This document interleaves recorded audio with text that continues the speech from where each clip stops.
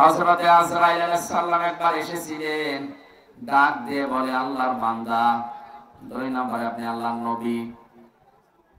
আমি সৎ মানুষ, নেককার মানুষ, আল্লাহ রাব্বুল আলামিন ভালো মানুষ, নেককার মানুষ যারা তাদের সাথে সম্পর্ক রাখার জন্য তাকিদ দিয়েছেন। ইয়া আইয়ুহাল্লাযীনা আমানু ইত্তাকুল্লাহা ওয়া কুনু মা'আস সাদিকিন। ওহে যারা ঈমানের দাবি করো, আমাকে ভয় করো। আর দুনিয়ায় যারা সত্যবাদী, এই মানুষগুলোর সাথে থাকো। কে বলছে বলো তো? নবীদের চাইতে সত্যবাদী দুনিয়া থেকে আছে? এই জন্য আজরাইল সরাসরি এসে বলছেন, আমি এসেছি আপনার কাছে বন্ধুত্ব করব, আপনার সাথে আমি থাকতে চাই। হযরতে ইদ্রিস নবী শর্ত দিয়েছিলেন, আমি বন্ধুত্ব করতে রাজি আছি, কিন্তু আমি যার তার সাথে বন্ধুত্ব করি না। তুমি যখন আজরাইল নিজে ফেরেশতা এসেছো, আমি রাজি আছি। প্রথম শব্দ, আমি যার তার সাথে বন্ধুত্ব করি না। কেন? কারণ পৃথিবীর প্রতিটি জিনিসের প্রভাব আর একটা জায়গায় পড়ে। পচা পানি যদি এক জায়গায় রেখে দেন, ওখান থেকে আর কিছু না হোক দুর্গন্ধ আসবে। এই কথা বলে আপনি বন্ধুত্ব করার জন্য আসলেন, আপনার প্রভাব তো আমার উপরে আসবে। সবচাইতে বড় বিষয় দুনিয়াতে আল মারউ মা মান আহাব্বা, যার সাথে বন্ধুত্ব হবে কিয়ামতের দিন আল্লাহ তার সাথে তাকে তুলবে। আমি আপনার সাথে বন্ধুত্ব করতে চাই, যেহেতু ফেরেশতা আপনি নিজে আজরাইল এসেছেন, আমার একটা শর্ত আছে। 1 নম্বরে, আমি এখনই মরতে চাই। মরণের যন্ত্রণা যে শুনি, ওয়াজাআতে সাকরাতুল মাউতি বিল হক। এই পৃথিবীর সব কিছু উলটপালট হতে পারে, মিথ্যা হতে পারে, প্রতারণা হতে পারে, মরণের যন্ত্রণা হক, এটা সত্য। কেউ রেহাই পায়নি এখান থেকে। আমাদের নবী মুহাম্মদ রাসূলুল্লাহ পর্যন্ত রেহাই পায়নি। তিনি ঘেমে যাচ্ছিলেন বারবার। এই পৃথিবীতে মাত্র একজন মানুষের জীবন কবজ করার জন্য আজরাইল খুব সতর্ক ছিল। হাদিস পড়েছি, নবীদের কাছে যখন এসে বলেছে, হে রাসূল, আপনি যদি যেতে চান তাহলে আপনাকে নিয়ে যাব, যদি যেতে না চান, যতদিন থাকতে চান আপনি থাকতে পারবেন। বিশ্বনবী বলেছিলেন, যদি থাকতে চাই কতদিন থাকা যাবে?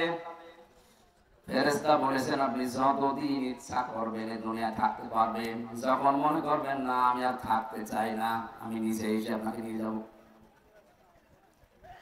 বিশ্বনবী ওই সময় বলেছিলেন, আজরাইল যদি না থাকতে চাইতে কতদিন? যতদিন ইচ্ছা, তারপরে যাওয়া লাগবে।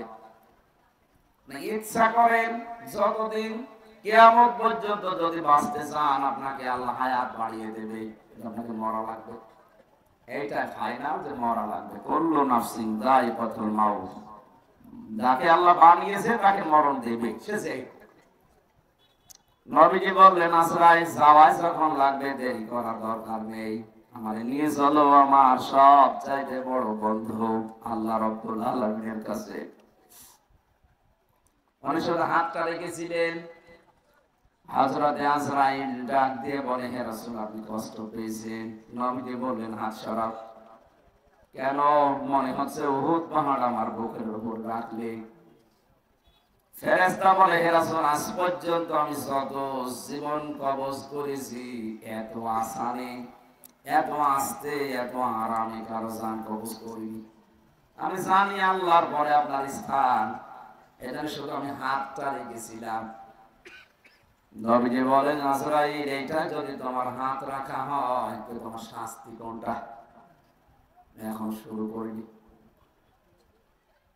বিশ্বনবী ওদিন কান্নাকাটি করে বলেছিলেন, আজরাইল, মৃত্যুর যত কষ্ট আছে তুমি আমারে দিয়ে দাও। আমার পরে আমার যত উম্মত এই দুনিয়ায় আসবে, তারা এমনিতেই দুর্বল, মরণের যন্ত্রণা তাদেরকে দিও না। হযরত আজরাইল দিন বলেছিলেন, হ্যাঁ আপনার এই কথা আমি রাখতে পারি। কোরআনে কারিমে আল্লাহ 6666 টি আয়াত আপনার উপরে নাযিল করেছেন। এর ভেতরে একটা আয়াত আছে, আয়াতুল কুরসি বলা হয়, সূরা বাকারার 255 নম্বর আয়াত। এটা যদি কেউ 5 ওয়াক্ত ফরজ নামাজের পরে তেলাওয়াত করে, এখানে আল্লাহর 10টা ক্ষমতার কথা আছে। কয়টা বলেন বলেন? এটা ক্লাস চলছে, ছাত্রের মতো জবাব দেবেন। 1 2 3 4 যারা পড়ে দেখেন না কেমন জবাব দেয়, বুঝলেও দেয়, না বুঝলেও চিল্লায়। আপনারা ওইভাবে জবাব দেবেন। গ্রাম অঞ্চল তো এইখানে সেমিনার হলে আমরা এভাবে কথা বলতাম। আমার এটা সব সময় না দিয়ে 8-10 মিনিট পরে পরে একটু বন্ধ করে দিয়ে, আর এমনি জ্বর তো মানে কাশি হচ্ছে, বন্ধ করে দিয়ে এরপরে আবার দিয়ে, না না না না এই কলে সরিয়ে দেন না,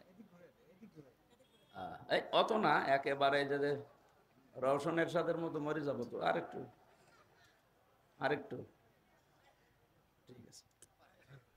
এই যান যান, রিভাব আরো বেশি, আমার কণ্ঠে সমস্যা তো। কালকে মাহফিল ছিল চুয়াডাঙ্গা জীবননগর, শ্বশুর বাড়ি, একেবারে শ্বশুরের গ্রাম। এর চাইতে অনেক 10 ডবল মানুষ হবে। শাশুড়ি দেখে পাগল হয়ে গেছে, জামাই ধরে রেখেছে। আবার সকালে এই খাবার মাবার খাওয়ানোর কারণে আমার দেখে হয়ে গেছে।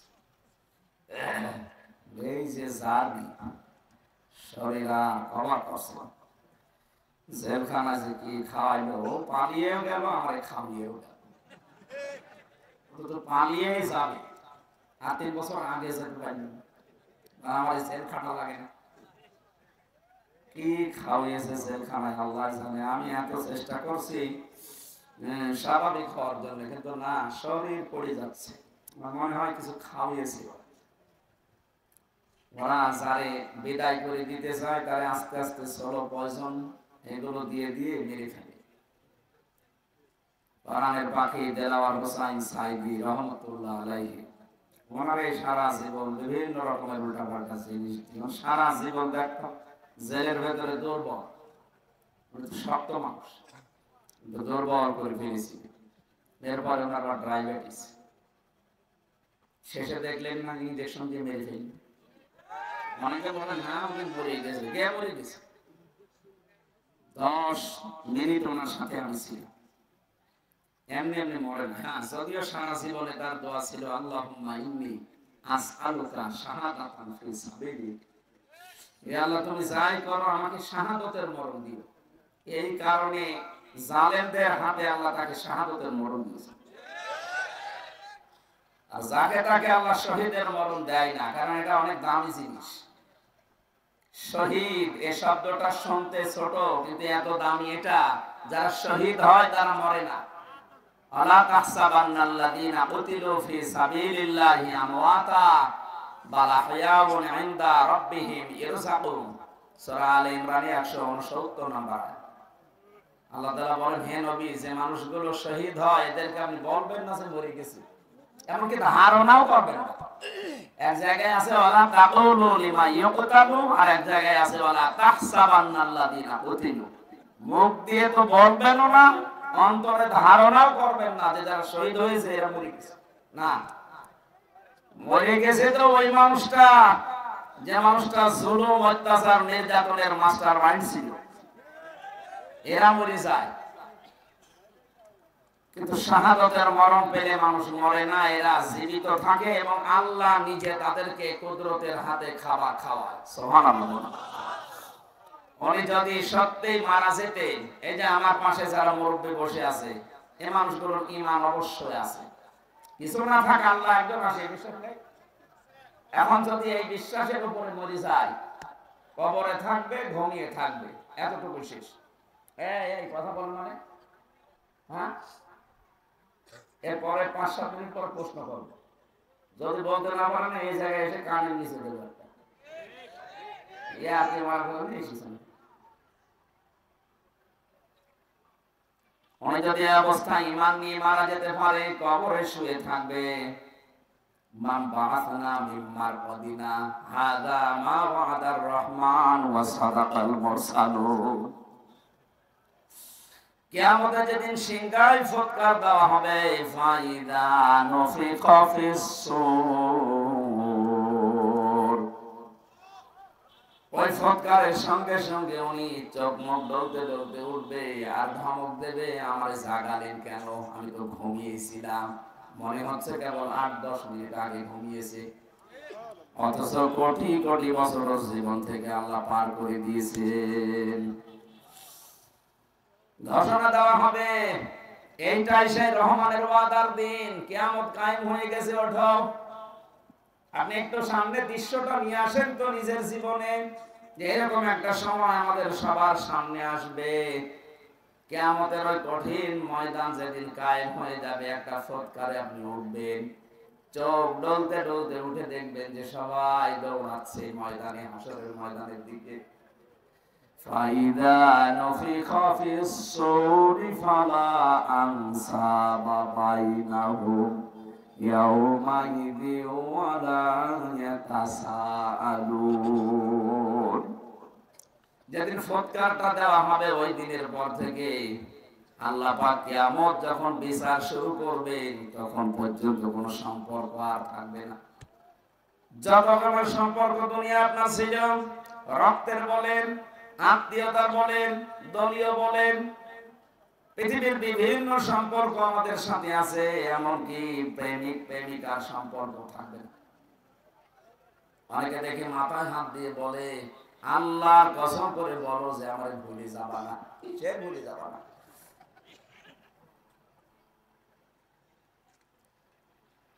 যত রকমের সম্পর্ক আল্লাহ বলেন নসব আনসব, বহু বচন দিলাম, একটাও থাকবে না, সব কাট হয়ে যাবে। ইয়াউমাইযিন ওয়ালা ইয়াতাসাআলুন। এমনকি পৃথিবীতে যে মানুষগুলো একে অন্যের কাছে কিছু আশা করে, চায়, এরকম কোন মানুষ দেখলেই তাড়াতাড়ি দৌড়াবে, ওর কাছে কোনো কিছু জিজ্ঞাসা করার সুযোগ দেবে না। এজন্য আমরা বিপদে পড়লে বাবাকে দেখলে মনে হয় যে আশা জাগে না, উনি আমার জন্য হয়তো কোনো জায়গায় কিছু চেষ্টা করছেন। আল্লাহর কসম, কোরআনে কারীম সূরা মুমিনুনের ভেতরে আল্লাহ এটা জানিয়েছেন, সিংহায় ফুৎকার দিলে ওই বাবা পর্যন্ত মনে করবে হয় আমার কাছে আসতে পারে, এদের দৌড়াবে। কি করবে? ন্যাংরা মানুষ যেভাবে দৌড়ায় ওইভাবে না। ইয়াউমা ইয়াফিরুল মারউ মিন আখি, এই যে আল মারউ মিন আখি, এর আগে আল্লাহ ইয়াফিরু দিয়েছেন। ইয়াফিরু শব্দের শাব্দিক অর্থ হচ্ছে মাজা তুলে দৌড় দেওয়া। আপনার আত্মীয় স্বজন যত রকমের সম্পর্কের মানুষ আছে, ও দেখা মাত্রই মাজা তুলে দৌড় দেবে। বলেন নাউজুবিল্লাহ। এই জন্য আমার কথাটা একেবারে বাস্তব, আপনি নিজের চোখের সামনে মিলাবেন। কিয়ামতের দিন সবাই যখন উঠতে থাকবে, আর শহীদ যারা হয় এই মানুষগুলো খেতে থাকবে। সুবহানাল্লাহ বলতে পারেন না? এখানে শহীদ এই শব্দটা খেলাধুলার বিষয় না। এই জেলাতে যিনি রাষ্ট্রপতির দায়িত্বে ছিলেন, শহীদ জিয়াউর রহমান, শব্দটা ওনার নামের আগে আন্দাজে লাগানো হয়নি, চিন্তা ভাবনা করে লাগিয়েছে। সারা পৃথিবী জানে এই বাংলাদেশের সংবিধানের উপরে আল্লাহর উপরে আস্থা, এই কথাটা উনি লিখেছিলেন। বিসমিল্লাহির রহমানির রহিম, এটা দিয়ে সংবিধান শুরু হবে, এটা উনি লিখেছিলেন।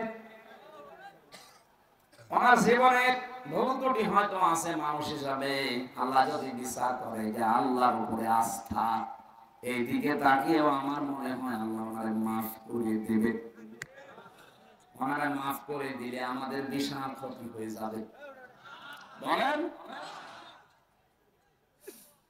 আমার ভাইরা, আমি যে কথাটা তুলেছিলাম, শাহাদাতের মরণে কোনো কষ্ট নেই। এজন্য আমার আল্লাহ পাক হযরতে মাওলানা দেলাওয়ার হোসাইন সাইদি রহমাতুল্লাহ আলাইহি ওনাকে সাধারণভাবে জেলখানায় মরণ না দিয়ে জালেমদের হাতে শাহাদাতের মরণ দিয়েছেন।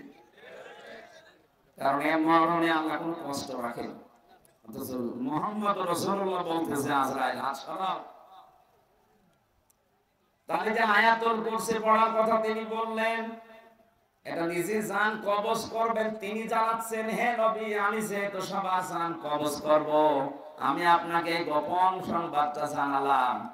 আপনার উম্মতেরা যদি আয়াতুল কুরসির 10টা ক্ষমতা বিশ্বাস করে পড়তে পারে, অনেকের মনে আশা জেগেছে যে আমি আয়াতুল কুরসি পড়ি। আরে ভাই না, এর ভিতরে 10টা জিনিস আল্লাহ সাজিয়ে দিয়েছেন। এই 10টা জিনিস আপনার প্র্যাকটিক্যাল লাইফে, আপনার বাস্তব জীবনে এটা থাকা লাগবে। মানে আন্দাজে পড়ে গেলেন একটাও আপনার জীবনে নেই না, ওইরকম আয়াতুল কুরসি হবে না। আমি বহু হিন্দুর সাথে মিশে দেখেছি, আমার রিমান্ডে অনেক হিন্দু অফিসার পেয়েছি। আমার আর কোরআনের কারিমে কেমন আয়াত, তো আমার মনে হয় আমার চাইতে ওর কোরআন বেশি জানা আছে। এমন এমন আয়াত রাতের বেলা যখন পাহারা দিত রিমান্ডে, এমন এমন আয়াত এসে পড়তো, কি গো নাম মনে হচ্ছে উল্টা পাল্টা, সুব্রত বালা, দেবদুলাল, মোহন কুমার, এর নাম তো সব মুসলমান।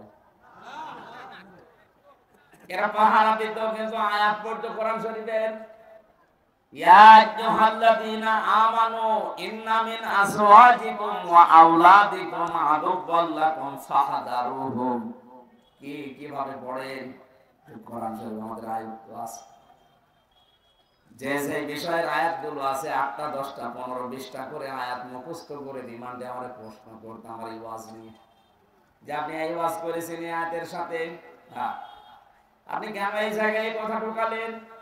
বদরের ময়দানে এখানে 14 জন শহীদ হয়েছে, 14 জন কাফের মারা গেছে, আপনি এই জায়গায় তথ্যটা আগে না বলি পরে বললেন কেন? এগুলো ওরা আয়ত্ত করে নিয়েছে। কেন? তো মানুষগুলো দেখতাম মাঝে মাঝে আল্লাহ ভুল ধরছে, আমাদের রিমান্ডে প্রশ্ন করে আর আল্লাহ ভুল ধরছে, আল্লাহ এই কাজটা ঠিক হয়, আপনার কাছে পরামর্শ আমি আল্লাহ কাজ করা বলতেছি। সব জায়গায় বেশি পেয়েছিলাম ওই যে মাঠের নিচে আয়না ঘর, যেটা রিমান্ডে, ওখানে নিয়ে যখন রেখে 12টার সময় একদল আসতো, অধিকাংশ হিন্দু, এসে কোরআনে কারিমের এমন এমন আয়াত থেকে প্রশ্ন জিজ্ঞাসা করে, আর ওই 1.5 মিনিট 2 মিনিট ভিডিও শোনায়। দেখেন তো এটা আপনার নাকি? হ্যাঁ। কোথায় বলেছিলেন? চুয়াডাঙ্গায়। এটা কোথায়? কুষ্টিয়ায়। এইটা নাটোরে। আমি বললাম যে 1.5 ঘন্টা কথা বলি আমি, এর আগে নেই পরে নেই, 1.5 মিনিট 2 মিনিট কোথা থেকে পান? আমরা সারাদিন বসে বসে শুনি আর দেখি কোন জায়গায় হাত লাগানো যায়। হাত লাগাবেন, হাত লাগাতে হলে আমার চাইতে আপনার আয়ত্ত বেশি থাকা লাগবে। কথা বলেন না কেন? এই যদি ভুল ধরতে চায়, আমার আজকের আয়াতের তাফসীর, আমার কোরআনের উপরে মাস্টার্স করা আছে, আমার মতো যারা করেছেন লেখাপড়া, তার উপরে পড়াশোনা করা লাগবে। একটা ইঞ্জিনিয়ার পাস করে 10 তলা বিল্ডিং এর প্ল্যান দিয়েছে, আর এই যে দোকানে চা খাওয়া, ওর যে হাল হকিকত দেখি আসলে, ওই লোক এসে যদি বল না এই প্ল্যান ভুল হয়েছে, ওর দাঁত মুখ খুলে ফেলা দরকার না।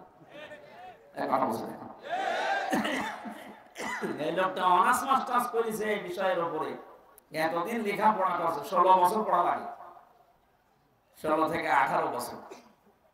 একটা প্ল্যান দিল, আর আপনি চার দোকানদারি করছেন, লবণ ঠিক মতো দিতে পারেন না, মিষ্টি ঠিক মতো দিতে পারেন না, আর আপনি ভুল ধরছেন এই প্ল্যানে। আমার যে মানুষগুলো ভুল ধরছে, অবস্থা কিন্তু ওদের ওই রকমই ছিল। তারা কিছু কিছু সাবজেক্টের উপরে আয়াতগুলো হাদিসগুলো আয়ত্ত করে কি করে ভুল ধরা যায় সেই চিন্তা ছিল। এভাবে যদি 16 বছর 18 বছর কোরআনের উপরে পড়াশোনা করে ভুল ধরা লাগতো, তাহলে ভুল ধরতো না। এমনকি আল্লাহর ভুল ধরে। আমি আকিস গ্রুপে চাকরি করতাম ওই সময়, তাদের খতিব ছিলাম। আপনারা অনেকে জানেন জানেন না, আকিসের বড় ছেলে যিনি এখন ডাক্তার মহিউদ্দিন, ওনার 4টা স্ত্রী, 4 বিয়ে করা তো জায়েজ নেই।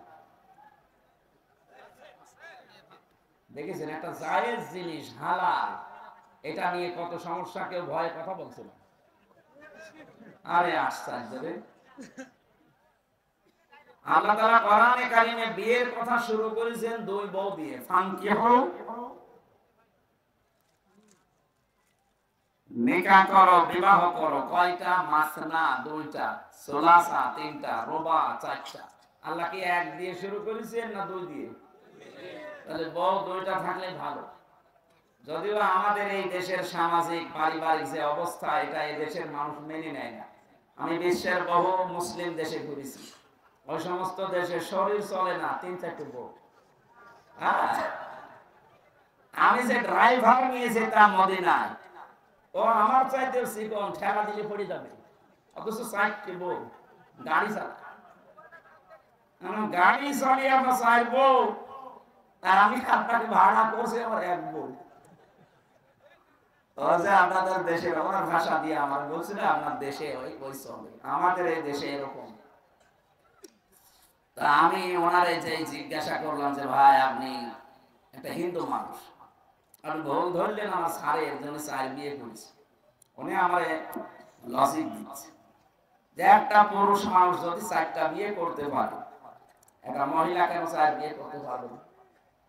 মহিলা পারবে না কারণ এক মহিলার পেটে যদি চারজনের বীর্য যায় আর সন্তান যদি হয়, তো কারে বাপ বলে ডাকবে? এটা তো আমি বললাম, আমার জবাব দিচ্ছে আরেকটা, হ্যাঁ বাপ বলে ডাকারও সিস্টেম আছে। এই সন্তান হবার পরে ডিএনএ টেস্ট করবে, এইভাবে বলছে যে ডিএনএ টেস্ট করে দেখবে যে এটা কোনটা জিনিস, তাহলে সেটারে বাবা বলবে। এটা তো যুক্তি ঠিক আছে, কিন্তু এই যে একটা জন্ম দিলে না এক বাবার হয়, চারটা দিলে তো জারজ হয়ে যাবে। কোরআনে কারিমের যে আয়াতগুলো, ওরা আমাদের চাইতে, আমরা তো খালি পড়ছি, এই যে 10টা ক্ষমতার কথা বলছি এমনি না, আমরা পড়ছি ওই মানুষগুলো 10টা ক্ষমতা জেনে পড়তো কিন্তু বিশ্বাস করতো না। আল্লাহ যে সব কিছুর উপরে ক্ষমতা রাখে এটাও বিশ্বাস করে না, কিন্তু আল্লাহর ক্ষমতা আছে এটাও পড়ে। আল্লাহু লা ইলাহা ইল্লা হুয়াল হাইয়ুল কাইয়্যুম, তিনি চিরঞ্জীব, তিনি চিরস্থায়ী। লা তাখুযুহু সিনাতুন ওয়ালা নাওম, তিনি ঘুমান্ত না, ঘুমের ঝিমটিও তার আসে না। এ পর্যন্ত ওরা পড়ে, তো এর ভেতরে 4টা ক্ষমতার কথা অলরেডি চলে গেছে। সুবহানাল্লাহ বলতে পারেন না? কয়টা? এই যে পর্যন্ত পড়লাম, এর ভেতরে 4টা ক্ষমতার কথা আল্লাহ চলে গেছে। উনি চিরঞ্জীব, উনি চিরস্থায়ী। আজ কত মানুষের মারা যাওয়ার পরে চিরঞ্জীব লিখে দিচ্ছে, চিরঞ্জীব মুজিব, নাউজুবিল্লাহ। এই শব্দটা দুনিয়ায় কারো নামে লাগানো জায়েজ নেই। উনি কি মুজিবকে আল হাই ছিল যে চিরঞ্জীব হয়ে গেছে? একজন শুধু চিরঞ্জীব, যার কোনো মরণ নেই। কে বলেন তো? আরো জোরে বলেন। সুতরাং যারা বিভিন্ন জায়গায় এরকম মূর্তি বানিয়ে, ভাস্কর্য বানিয়ে লিখে দিয়েছেন চিরঞ্জীব মুজিব, এটা কোরআনে আয়াতুল কুরসির সাথে সাংঘর্ষিক। কেউ যদি বিশ্বাস করে লেখে, আপনার ঈমান চলে গেছে। এরপরে যে একটা একটা করে ক্ষমতার কথা আছে, আমি একটু টাচ দেই। যারা আয়াতুল কুরসি পড়লে আজরাইলের হাত থেকে, কষ্টের হাত থেকে বেঁচে যাবেন, উনি যেহেতু নিজে জানিয়েছে আজরাইল, আপনি 10টা ক্ষমতা বিশ্বাস করে আপনার জীবনে মিলাবেন, দেখবেন যে আপনি মেলে কিনা। 1 নম্বরে সব কিছুর উপরে ক্ষমতা কার? আরো জোরে। কিন্তু আমরা অনেকেই বিশ্বাস করি, বগুড়াতেও আছে, ক্ষমতার উৎস এরা বলে জনগণ।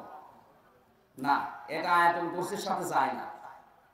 আপনি যদি এই বিশ্বাস করে থাকেন যে ক্ষমতার উৎস জনগণ, আর আপনি আয়াতুল কুরসি পড়েন, আপনার কথার সাথে আপনার বিশ্বাসের মিল নেই। এক কথা বললেন না, আজরাইলের এই কষ্টের হাত থেকে আপনি বাঁচতে পারবেন? বলেন বলেন। আরে ভাই, আপনাকে আমি বাঁচাতে চাই। আপনারও কবরে যাওয়া লাগবে, আমারও ওই মরণের সামনে সামনে যন্ত্রণা আসতেছে। এটা তো আমি বানিয়ে বলছি না। সূরা নাহাল 14 নম্বর পারা, 9 নম্বর পৃষ্ঠা, 9 নম্বর লাইনের 32 নম্বর আয়াতের তাফসীর বাড়ি যে মিলাবেন। মরণের বিছানায় যখন আছাড় দিয়ে পড়বেন, আল্লাহ তাআলা বলেন, আল্লাযীনা তাতাওয়াফফাহুমুল মালাইকাতু তাজ্জিবিনা ইয়াকুলুনা সালামুন আলাইকুম উদখুলুল জান্নাতা বিমা কুনতুম তা'মালুন। বলেন আল্লাহু আকবার। এখানে আলেম যারা আছে তাদেরকে বলছে, এবার এখানে কয়েকটা গুরুত্বপূর্ণ শব্দ আমি পড়লাম। 1 নম্বরে তাজ্জিবিনা, আল্লাহ পাক বলেন হামজা যখন বিছানায় পড়বে আছাড় দিয়ে মউতের ওই বিছানায়, ফেরেশতারা আগে আসবে। যদি তোমার জানটা পবিত্র হয়ে থাকে, যে তজ্জিবিনা, তজ্জিবিন মানে শুধু এই পোশাক আশাক পবিত্র না, শুধু শরীর পবিত্র না, তজ্জিবিন মানে চিন্তা চেতনা বিশ্বাস এগুলোর পবিত্রতা না। আপনি পবিত্র হতে হলে আপনার চিন্তা পরিষ্কার করা লাগবে, আপনার ভাবনা, আপনার বিশ্বাস, আপনার আকীদা, আপনার কর্মজীবন, আপনার ব্যবসা বাণিজ্য অর্থনীতি এগুলো পবিত্র করা লাগবে, পরিষ্কার করা লাগবে, সাফ করা লাগবে। অথচ আজ আমরা পোশাকের পবিত্রতার জন্য, শরীরের পবিত্রতার জন্য, সাফ করার জন্য যত ব্যস্ত, আমাদের বিশ্বাস এবং আকীদা পরিষ্কারের জন্য অত ব্যস্ত না। কথা বুঝতেছে? মানে আস্তে আস্তে ডজ নিয়ে যাচ্ছে। যখন আপনি পড়ে যাবেন বিছানায়, আপনার বিশ্বাস, আপনার আকীদা, আপনার চিন্তা চেতনা যদি পরিষ্কার দেখে ফেরেশতারা, না এটা পবিত্র আছে, তখন বলবে সালামুন আলাইকুম, তোমাদের উপরে আল্লাহর শান্তি, উদখুলুল জান্নাহ, ওই যে জান্নাত দেখা যাচ্ছে, প্রবেশ করো। জোরে বলেন সুবহানাল্লাহ। আমাদের জীবনে এরকম একটা মুহূর্ত আসুক, আমরা চাই না? বলেন বলেন। এখানে আয়াতুল কুরসি পড়লে আজরাইল আর কিছু বলবে না, বিষয়টা এমন না। 10টা ক্ষমতা বিশ্বাস করে তারপরে পড়া লাগবে। আল্লাহ আমাদেরকে এইভাবে পড়ে আজরাইলের হাত থেকে বেঁচে যাওয়ার তৌফিক দেন, বলেন আমিন। হযরতে ইদ্রিস নবী বলেছিলেন, ফেরেশতা আমি মরতে চাই। আমি শুনেছি যে সব কিছু মিথ্যা হলেও মরণের যন্ত্রণা মিথ্যা না। আপনি আমাকে দেখান, আমার মেরে ফেলেন, কেমন কষ্ট লাগে আমি দেখবো, এরপরে আবার আমার জীবিত করে দেবেন, কারণ জান কবজ করার দায়িত্ব তো আপনার। ঠিক আছে। দ্বিতীয় নম্বর শর্ত আমার, আপনি বলেছিলেন জান্নাত জাহান্নাম, এগুলো আমি আল্লাহর কাছ থেকে জানি। জান্নাত জাহান্নাম আছে, জাহান্নামে কেমন করে আল্লাহ শাস্তি দেয়, ওই শাস্তিটা আমি চোখে দেখবো, আমারে দেন, জাহান্নামের ভেতরে দিয়ে দেন, আমি দেখে তারপরে আপনি আমারে আবার বের করে দেবেন। ঠিক আছে। জান্নাতের ভেতরে কি শান্তি আছে, কি আরাম আছে, কি আনন্দ আছে, এগুলো আমি দেখবো, এই নিয়ামত, এগুলো দেখা শেষ হয়ে গেলে আপনি আমারে আবার বের করে দেবেন। ঠিক আছে।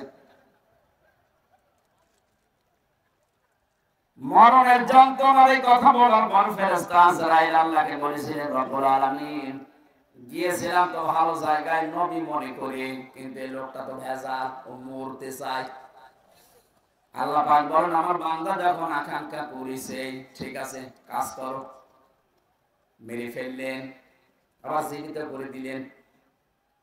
আমি তাফসীরের ভাষায় হাদিসটা পড়তে গিয়ে দেখেছি, এই যে হযরতে ইদ্রিস নবী কিন্তু শক করে মৃত্যুবরণ করেছিলেন। কি করি বলেন বলেন। শকের মরণ কেমন হয় দেখি, মৃত্যুর যন্ত্রণাটা। হযরতে ইদ্রিস নবী পরবর্তীতে দুনিয়ার মানুষকে জানিয়েছে, তোমরা জানো এই যে শক করে যে মরতে গেলাম, শকের এই মরণে কেমন কষ্ট হয়েছে।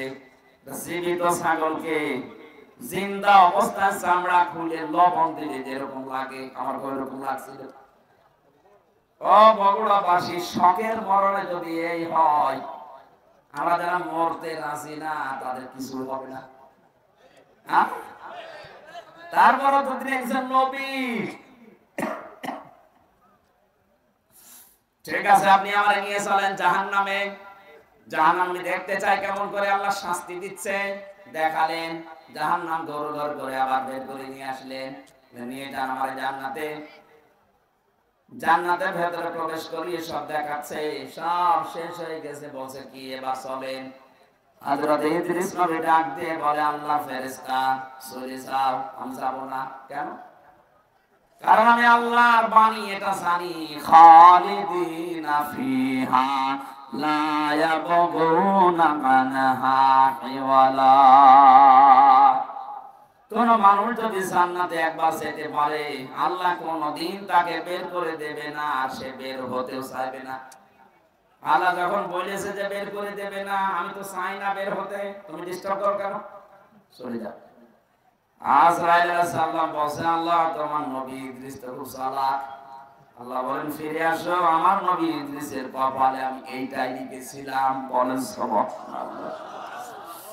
আমি শুধু আলহামদুলিল্লাহ সুবহানাল্লাহ বলার জন্য আপনাকে এখানে বসিয়ে রেখেছি তা না। এখানে শিক্ষা কি পেলাম? হযরত ইদ্রিস নবী কিন্তু যে কোন কায়দায় জান্নাতে গেছে। কথা বলে না কেন? ওনাকে আল্লাহ বের করে দিয়েছে, আর উনি বের হতে চাচ্ছে। নবীজির কথা অনুযায়ী এটা যদি জান্নাতের বাগান হয়, বিশ্বাস আমাদের আছে না নেই?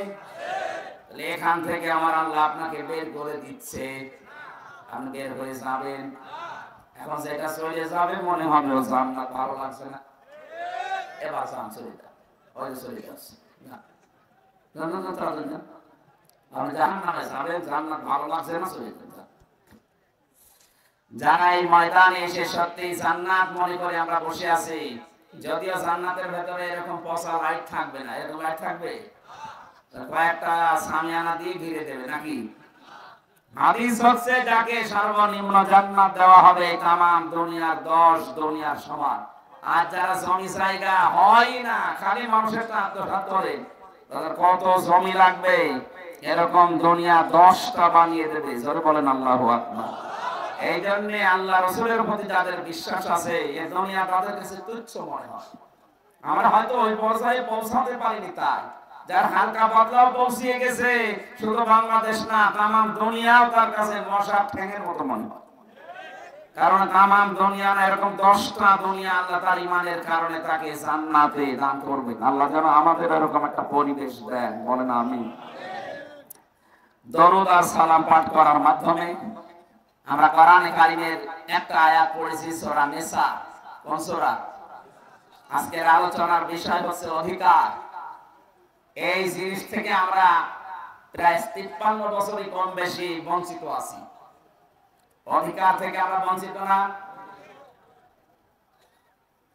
হযরত মুআজ ইবনে জাবাল রাদিয়াল্লাহু তাআলা আনহু ইয়ামেনের গভর্নর হয়ে তাকে যখন আল্লাহর নবী পাঠাচ্ছিলেন, ডাক দিয়ে বললেন, মুআজ, আল্লাহর উপরে তোমার যে অধিকার, তোমার উপরে যে আল্লাহর অধিকার তুমি কি জানো? বলছে না, আপনি ভালো জানেন। নবীজি বললেন, তোমার উপরে আল্লাহর হক হচ্ছে তুমি আল্লাহর একনিষ্ঠভাবে গোলামি করবে, ইবাদত করবে। আর আল্লাহ পাক তোমার উপরে, তোমার আল্লাহর উপরে হক হচ্ছে আল্লাহ পাক দয়া করে তোমারে maaf করে জান্নাতে দিয়ে দেবে। এজন্য আমার উপরে আল্লাহর কিছু হক আছে,